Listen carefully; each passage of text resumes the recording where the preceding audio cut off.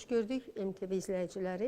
Bugünkü mövzumuz epiqrafik abidələr əsasında maddi-mənəvi irsimizin öyrənilməsi və rəqəmsal inkişaf dövründə tariximizə, elmimizə, həmçinin alimlərimizə məqsədyönlü informasiya hücumlarıdır. Qonağımız Azərbaycan Milli Elmlər Akademiyasının Şərqşünaslıq İnstitutunun direktor müavini, fəlsəfə üzrə fəlsəfə doktoru, dosent Elnur Mustafayevdir. Elnur mənim, xoş gəldiniz. Xoş gördük Şamil xanım. Azərbaycan tarixinin öyrənilməsi, həmçinin tarixi sərhədlərinin müəyyənləşdirilməsi üçün epiqrafik abidələrin böyük əhəmiyyəti var və bu abidələrin aşkarlanması, oxunması önəmli amillərdən biridir. Həmin abidələrin tədqiqi və qəbrüstü abidələrin epitafiyalarının oxunması müasir reallıqlar əsasında necə həyata keçirilir?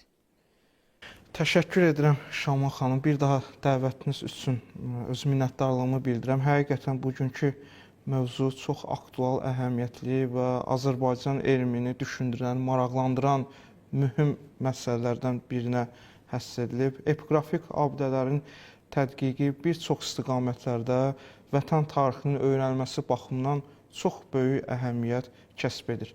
Epiqrafik abidələr və yaxud yazılı abidələr təkcə daşdan və yaxud da mətndən ibarət deyil. Eyni zamanda orada həkk olunmuş mətnlərin ən müxtəlif istiqamətlərdə, həm tarixi, həm lingvistik, həm etnogeniz məsələlərin müəyyənləşdirməsi və sairə istiqamətlər üzrə problemlərin həllində, aşkarlanmasında, müəyyən məsələlərin, tarixi məsələlərin araşdırılmasında çox mühüm yerə malikdir. Bəli, Azərbaycanda epiqrafika elminin tarixi çox qədim dövrlərə gedib çıxır. Lakin onun son inkişaf dövrü bir əsr təxminən zaman kəsimini, dilimini əhatə edir. Artıq 19-cu əsrin sonlarından etibarən Azərbaycanda epiqrafika elminin müəyyən inkişaf, sistemli və ardıcıl şəkildə tədqiqini müşahidə edirik. Və ilk bu təşəbbüslər 1925-ci ildə Tədqiq və Tətəbbüt Cəmiyyətinin təsis edilməsi ilə daha da aktuallaşmış və orada bir sıra alimlər bu sahədə xüsusi tədqiqatlar apardı. Lakin epiqrafika elminin müasir Azərbaycan elm tarixində ən yüksək zirvəsi təbii ki, Məşədi xanım Neymətovanın adı ilə bağlıdır. Əgər bugün biz onun adını çəkməsək, böyük bir haqsızlıq edərdik. O, çox böyük bir bu sahədə tədqiqatlar aparmış, əsərlər yazmış və o həmin əsərləri gənc nəsillərə ötürmüşdür. Bəli, epiqrafik abidələrin tədqiqi bizə nəyi bəxş edir və yaxud da bizə hansı məsələlərdə kömək edir? Birinci, qeyd etdiyimiz kimi vətən tarixinin öyrənilməsi məsələsi. Orada yazılan məlumatlar, tarixi məsələlər əlbəttə ki, vətən müharibəsinə böyük ölçüdə, geniş miqyasda işıq saçır və aydınlaşdırır. Digər, tarixi və mədəni sərhədlərin müəyyənləşdirilməsi. Məlum olduğu ki, tarixi elmdə hər zamanın, hər dövrün özünə xas xüsusiyyətləri mövcud olur. Həm bu yazıda, həm müəyyən memarlıq quruluşunda, həm ictimai fikirdə. Bu xüsusiyyətlər hamısı epiqrafik abidələrdə təzahür edir. Hər dövrün özünə məxsus, özünə xas epiqrafik abidələri və orada yazılan mətnlər mövcuddur ki, bu nöqteyi nəzərdən biz tarixin müəyyən mədəni inkişaf mərhələlərini müəyyənləşdirə bilirik epiqrafik abidələrin tədqiqi nəticəsində. Eyni zamanda xalqın təşəkkür mərhələlərini öyrənə bilərik. Eyni zamanda əhalinin etnoqrafik, lingvistik və s. etnomədəni proseslərini epiqrafik abidələrin tədqiqi nəticəsində aşkarlayıb daha geniş miqyasda, daha geniş ölçüdə ictimaiyyətə çatdırmaq olar.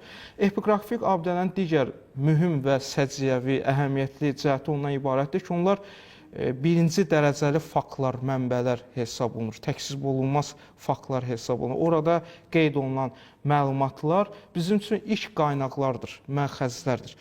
Və digər onun üstün cəhətlərindən biri ondan ibarətdir ki, epiqrafik abidələrdə təhrif etmək çox çətindir. Çünki o daş üzərinə, sərt materiallar üzərinə yazıldığına görə orada hansısa bir dəyişikliyi aparmaq çox çətindir və onu müəyyənləşdirmək çox asan olur. Bəzən müəyyən dəri üzərində, kağız üzərində olan yazıları asan şəkildə təhrif edib dəyişdirmək mümkün olduğu halda daş kitabələr üzərinə, sərt materiallar üzərinə olan yazıları dəyişdirmək, onu təhrif etmək çox çətindir və bu nöqteyi nəzərdən epiqrafik abidələr birinci dərəcəli təksib olunmaz mühüm məxəz və qaynaqlardan biri hesab olunur. Bəs ideoloji mənbələrin müəyyənləşməsində vasitəçi ola bilirmi? Əlbəttə, müəyyən o tarixi məsələlərin, ideoloji məsələlərin aşkarlanmasında, müəyyənləşdirilməsində, onun etnomədəni sərhədlərinin dəqiqləşdirilməsində epiqrafik abidələrin tədqiqi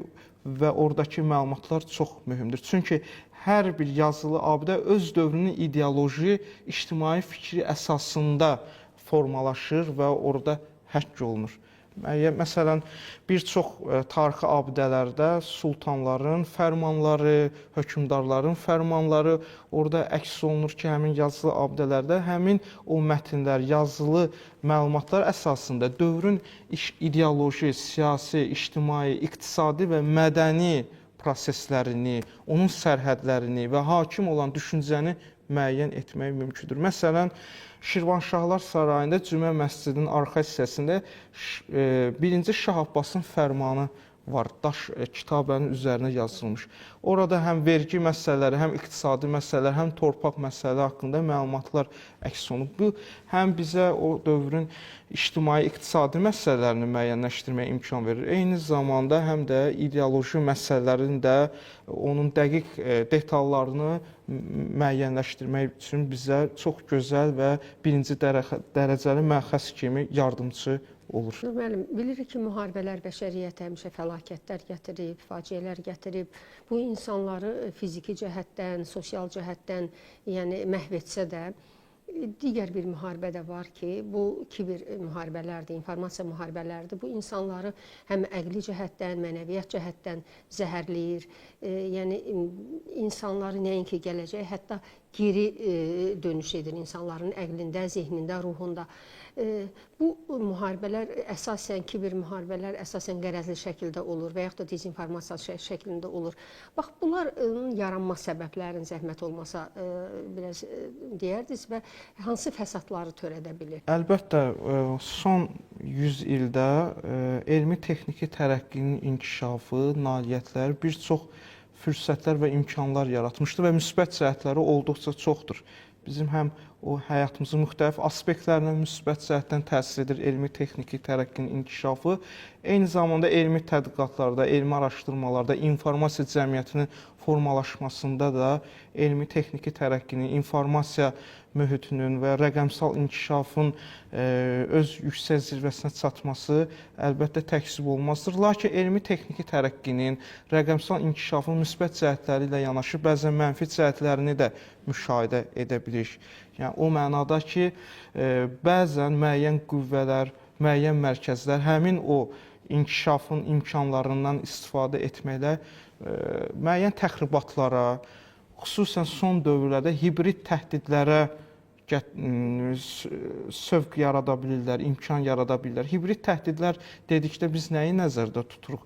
Əlbəttə, əvvəlki dövrlərdə müharibələr yalnız silahlı imkanlar vasitəsilə, hərbi əməliyyatlar vasitəsilə həyata keçirilirsə, müasir dövrdə bax, bu elmi-texniki tərəqqinin inkişafı və informasiya imkanlarının, texnikasının sürətli və ən yüksək səviyyəsinə çatması informasiya müharibəsini artıq gündəliyə gətirib. Və informasiya müharibəsində biz artıq müəyyən dezinformasiya, misinformasiya, mali informasiya kimi böyük təhdidlərlə üz-üzə qalırıq. Nədir bu dezinformasiya və yaxud da misinformasiya, mali informasiya? Çünki bunlara biz bu terminləri biz dəqiqləşdirməklə müəyyən o təhdidlərin xüsusiyyətlərini, onun formalarını biz aydınlaşdıra bilərik və onunla mübarizə yollarını düzgün seçə bilərik. Əlbəttə, dezinformasiya dedikdə bilərəkdən və qərəzli şəkildə hər hansı bir məlumatı yaratmaq və cəmiyyətə təqdim etmək. Misinformasiya dedikdə yanlış məlumatı bilməyərəkdən paylaşmaq. Bəzən dezinformasiya yaradılır, cəmiyyətə təqdim olunur. Kütlə onu dəqiqləşdirə bilmədiyi üçün, onu müəyyən edə bilmədiyi üçün bilmədən onu paylaşır və sərhədlərini genişləndirir. Bunların içərisində ən təhlükəli isə malinformasiya deyilən bir təhdid növüdür. Kontekstdən çıxarışlar, düzgün informasiya içərisində elə bir frazanı, elə bir cümləni seçirlər və onu başqa bir formada təfsir edib, şərh edib, təqdim edirlər ki, ictimai rəyi səhv yola yönəldirlər. Bax, bu ən böyük təhdidlərdən biridir. Cəmiyyətimiz bugün onunla üz-üzədir, onunla qarşı-qarşıyadır və bu məqsədyönlü informasiya müharibənin əsas səciyyəvi xüsusiyyətləridir. Lakin biz bununla necə mübarizə aparmalıyıq? İkinci sual çıxır. Birinci, maarifləndirmə işlərinin gücləndirilməsi. Bu ən mühüm vasitələrdən biridir. Dezinformasiya, məqsədyönlü informasiya hücumlarına qarşı mübarizədə maarifləndirmə işlərinin gücləndirilməsi və tənqidi ağlın, tənqidi şuuru məktəblərdən başlayaraq ən son akademik camiyə qədər inkişaf etdirmək lazımdır.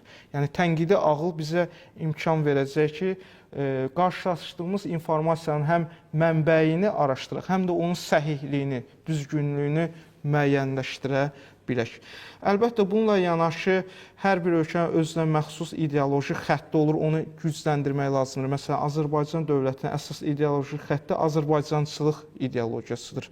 Bugün həmin o dezinformasiya, həmin o məqsədyönlü informasiya hücumlarına qarşı, ölkəmizə qarşı bu çox yönəlir, xüsusən müharibə dövründə, 44 günlük Vətən müharibəsi dövründə. Həmçinin bizim bu mədəni maddi abidələrimizin saxtalaşdırılması, yalan informasiyalar verilməsi, yəni dünyaya hətta çıxarılması da. Əlbəttə, dezinformasiya, informasiya müharibəsinin bir tərkib hissələridir.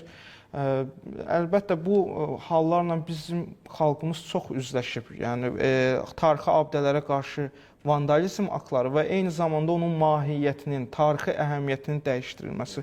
Xüsusən Qarabağ müharibəsi, 2-ci Qarabağ müharibəsindən sonra Cənab Prezident, Ali Baş Komandan İlham Əliyevin müxtəlif dövlət strukturlarının qarşısına qoyduğu vəzifələr vardı və elm sahəsində qoyulan əsas vəzifələrdən biri də Qarabağda tədqiqatların aparılması və 30 il ərzində, işğal dövründə bu ərazidə tariximizə qarşı yönəlmiş vandal aktlarının, təxribat faktlarının aşkarlanması və üzə çıxarılması idi.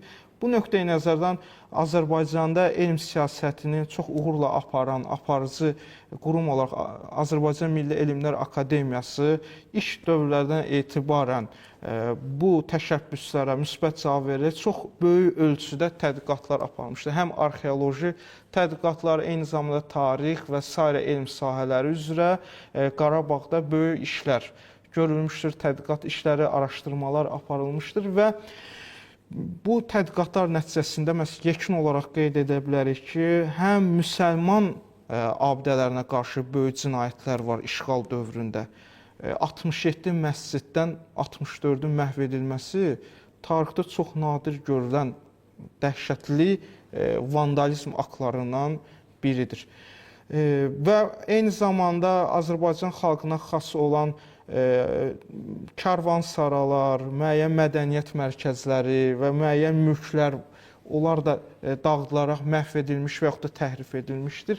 Müsəlman abidələri ilə yanaşı Şəmama xanım, xristian abidələrinə qarşı da böyük cinayətlər həyata keçirmişdir. Məlum olduğu kimi, Qarabağ ərazisində kifayət qədər Alban abidələri, xristian abidələri var və həmin işğal dövründə, məsələn, Kəlbəcərin Xudavəng və yaxud da Gəncəsar kəndlərində və monastırları çox böyük ölçüdə böyük barbar və vandalizm aktlarına məruz qalmışdır.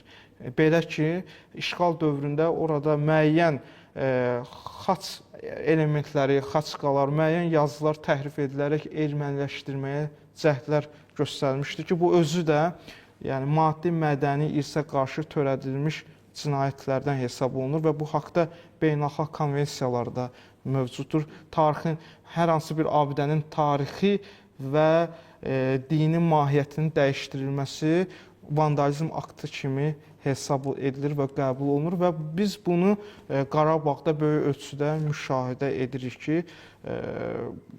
işğal dövründə düşmən tərəf çox böyük ölçüdə abidələrimizə qarşı böyük cinayətlər törətmişlər.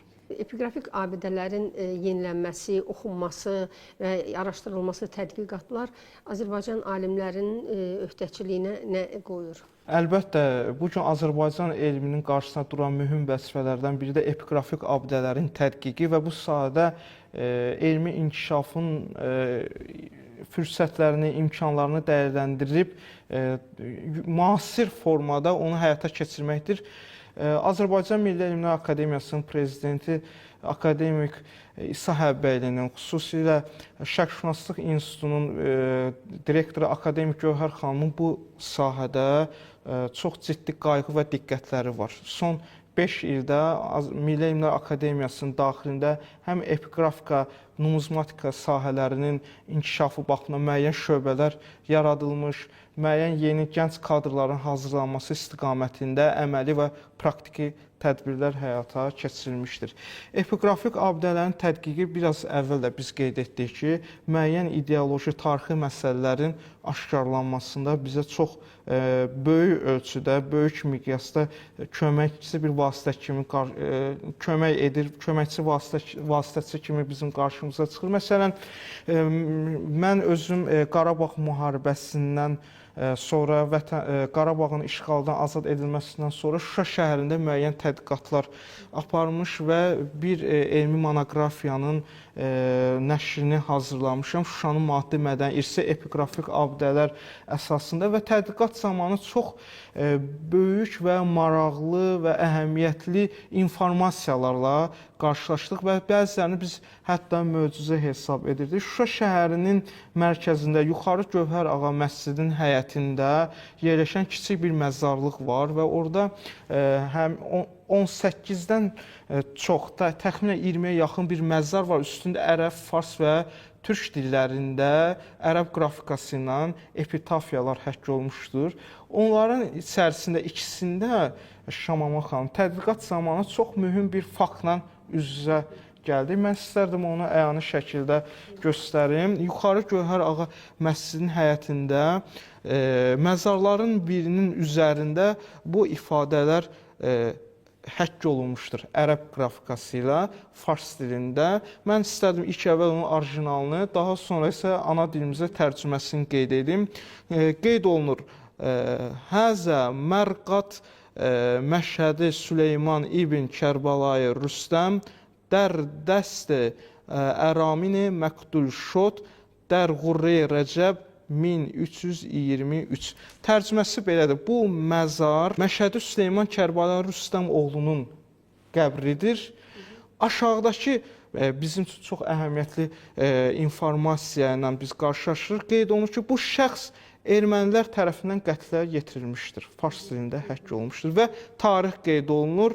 Hicri qəməri 1323. Biz onu miladi tarixə çevirəndə 1905-6-cı ilə təsadüf edir. Məlum olduğu kimi 1905-6-cı ildə mütəşəkkil erməni silahlı dəstələri Azərbaycan xalqına qarşı böyük bir soyqırım aktı həyata keçirmişdi. Həmin o soyqırımların baş verdiyi ərazilərdən biri də Şuşa şəhəri idi. Və orada böyük bir qətliamlar həyata keçirmişlər və həmin o qarşıdurmada, həmin o soyqırımda həlak olanların bir qismi Yuxarı Gövhər Ağa məscidinin həyətində basdırıldı və məzarların birində həmin o məlumat qeyd olunur ki, bu ermənilər tərəfindən qətlə yerilmiş. Bu, yəni çox əhəmiyyətli faktdır. Həm siyasi, həm ideoloji, həm də tarixi məsələlərin müəyyənləşdirilməsində bizə çox böyük yardımçı olur. Və bu qəbildən o çoxlu maraqlı faktlar biz aşkarladıq Şuşa şəhərində, həm məzarüstü abidələrin üzərində, həm də məscidlərin üzərində müəyyən yazılı abidələr mövcud idi ki, orada həm toponimlərə biz rast gəlirdik, həmin o toponimlər Azərbaycan mənşəli toponimlər idi və bunlar bir daha sübut edirdi ki, bu ərazilər Azərbaycan xalqına məxsusdur, həm də orada bir çox ictimai şuuru, müəyyən ideoloji məsələləri, iqtisadi məsələləri, tarixi məsələləri aşkarlamaq üçün çox mühüm informativ məlumatlar mövcud idi. Bilmirəm, epiqrafiya çətin sənət sahəsidir, belə demək olar ki. Vaxtilə biz Məşəd xanım Nemətovadan bir film hazırlamışdıq. Onda o dedi ki, yəni bu sahəyə gələnlər çox azdır. İndi necədir vəziyyət? Yəni bu sahəni, bu epitafiyaları oxuyan yəni mütəxəssislərimiz varmı? Çox doğru qeyd etdiniz ki, epiqrafika elmi çox çətin və məsuliyyətli sahədir. Çünki əlbəttə burada dili bilmək kifayət etmir. İndi Azərbaycanda mövcud olan epiqrafik abidələrin mütləq əksəriyyəti ərəb, fars və türk dillərindədir və İslamdan sonrakı dövrü əhatə edir. İslamdan əvvəlki dövrə aid çox az əlimizdə yazılı abidələr mövcuddur. Burada birinci məsələ həmin dilləri mükəmməl bilməkdir. Amma bu da kifayət etmir. Çünki ərəb dilinin özünə məxsus xətt növləri var, 20-dən çox. Nəsx xəttidir, süs xəttidir, nəstəlik xətti və kufi xətti və s. Bununla yanaşı bu sahədə yetişən, bu sahədə özünü inkişaf etdirmək istəyən şəxs o xətt növlərini də ciddi şəkildə bilməlidir. Eyni zamanda öz ölkəsinin, araşdırdığı bölgənin tarixi proseslərini, mədəni proseslərini dərindən bilməkdir. Yəni epiqrafika elmi çox şaxəli, çox vektorlu bir sıra elmlərin məcmusundan yaranmış bir sahədir. Çox çətindir, bəli, məsuliyyətlidir. Müasir dövrdə, indiki dövrdə mən qeyd edərdim ki, müəyyən boşluqlar var bu sahədə. Əlbəttə, az sayda gənclər gəlir, amma hesab edirəm ki, gələcəkdə bu sahəni inkişaf etdirməyə böyük ölçüdə ehtiyac vardır. Düzdür, bugün Azərbaycan Milli Elmlər Akademiyasının rəhbərliyi akademik İsa müəllimin, vitse-prezident Gövhər xanımın bu sahəyə çox böyük diqqətləri var. Bu sahənin inkişafı istiqamətində bir sıra əməli tədbirlər görülmüşdür. Həm Arxeologiya İnstitutunun nəzdində epiqrafika və numizmatika şöbəsi yaradılmışdır. Eyni zamanda Milli Elmlər Akademiyasının Şəki regional mərkəzində epiqrafika şöbəsi yaradılmışdır. Bu, əlbəttə ki, böyük təşəbbüslərdir. Bu sahəyə olan qayğı və diqqətin bariz nümunəsidir. Lakin bununla yanaşı kadr potensialının da gücləndirilməsinə böyük bir ehtiyac vardır. Az da olsa əlbəttə gənclər gəlir bu sahədə özünü inkişaf etdirməyə cəhdlər göstərir. Lakin gələcəkdə bu daha sistemli və ardıcıl şəkildə həyata keçirilməlidir. Çünki bizim tariximizin əsas qaynaqlarından biri də epiqrafik abidələrdir. Bir məlumatla qeyd edim ki, Azərbaycanda bizim təxminlərimizə görə 25 min civarında epiqrafik abidə var. Həm bunların bir qismi epitafiyalardır, bir qismi inşaat kitabələridir. Lakin cəmi onların 10%, 2000-i tədqiqata cəlb edilib indiyənə qədər. Yəni, çox böyük ölçüdə tədqiqatdan kənarda qalıb. Və mən inanıram ki, tədqiqatda kənarda qalan həmin abidələrdə Azərbaycan tarixinin müəyyən mühüm məsələləri haqqında kifayət qədər informasiyalar var. Biz o həmin tədqiqatdan kənarda qalmış abidələrdə Azərbaycan tarixi haqqında çox maraqlı məlumatları, informasiyaları əldə edə bilərik.